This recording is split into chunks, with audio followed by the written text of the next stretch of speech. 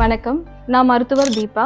ஆதரவு சிகிச்சை துறை பாலியேட்டிவ் மெடிசின் பிஎஸ்ஜி மருத்துவமனையில் மருத்துவராக பணிபுரிகிறேன். அட்வான்ஸ்டு கேன்சர் இறுதிக்கட்ட புற்றுநோய் நோயாளிகளுக்கு பல உடல் உபாதைகள் வரும். அதுல ரொம்ப முக்கியமானது வலி. ஸோ இந்த வலி வந்து கேன்சர் நோய் வந்து தலையிலேருந்து கால் வரைக்கும் எங்க வேணாலும் வரலாம். ஆரம்பத்துல கேன்சர் இது வந்து வலி இல்லாம தான் இருக்கும்.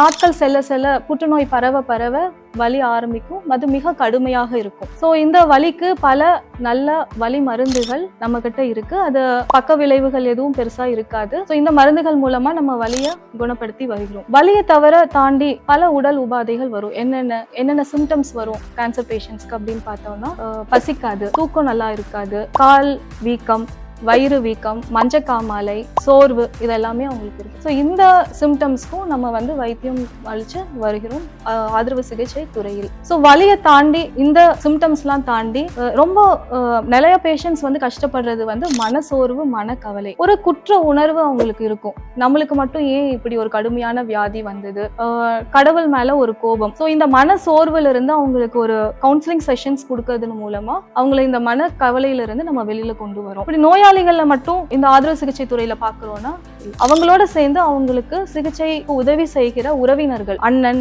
அக்கா, அப்பா, அம்மா யாராக இருந்தாலும் அவங்களோட நேரத்துல பெரும்பான்மை வந்து நோயாளிகளை கவனிக்கிறதுல அவங்க செலவு செய்யறதுனால தன்னைத்தானே அவங்க நல்லா பாத்துக்க முடியாது, நல்லா சாப்பிட முடியாது, தூக்கம் இருக்காது, அவங்களுக்கும் மனசோர்வு இருக்கும். கேர் கிவர் பேர்டு, அதுதான் நம்ம அப்படி சொல்றோம். ஸோ அவங்களுக்கும் நம்ம வந்து ஆதரவு சிகிச்சை துறையில அவங்களுக்கு ஒரு கவுன்சிலிங் செஷன்ஸ் கொடுத்து இந்த மனசோர்வுல இருந்து எப்படி வெளில வர்றது, இருக்க நேரங்கள்ல நோயாளியை கவனிக்கிறது போக அவங்களை எப்படி நல்லா பாத்துக்கிறது அப்படிங்கிற ஒரு கவுன்சிலிங் செஷன்ஸும் நம்ம பாலியேட்டிவ் மெடிசின் சிகிச்சை முறையில நம்ம கொடுத்து வருகிறோம். ஸோ இப்படி நோயாளியை கவனிச்சுக்கிற உறவினர்கள், இவங்க 2 பேர்த்துக்கும் நம்ம வந்து இந்த ஆதரவு சிகிச்சை துறையில இந்த கடுமையான காலகட்டங்கள்ல உடல்ல வர சிம்டம்ஸ், மன கவலைகள், இதுல இருந்து விடிவு பெற்று இந்த கடுமையான காலகட்டங்களை மன தைரியத்தோட எதிர்கொண்டு கடந்து செல்றதுக்கு நம்ம உதவி செய்கிறோம். நன்றி.